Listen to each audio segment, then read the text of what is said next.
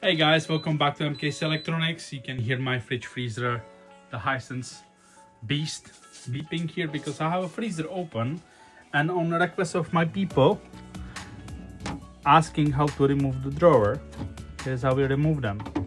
So you lift and take it out, and you see here here is like a hole thing, yeah, that's a locking mechanism, and it goes on these tabs.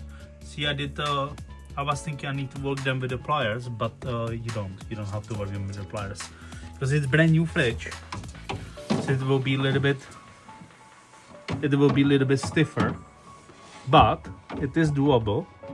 So yeah, this I will take it out. So this one goes in here, not this. All right, I did. Okay, so we put it in our rails, one side, other side. Then you make sure it's lined up on the holes, clip in, and it's back in. There you go. And to get it out, you just need to be not afraid. So you put your thumbs here on each side, middle fingers here. There you go. That's your drawer out. All of them goes like that, but I'm not gonna do the big ones because they are fully loaded right now. Just this one was empty. So here is your drawer removed from the Hisense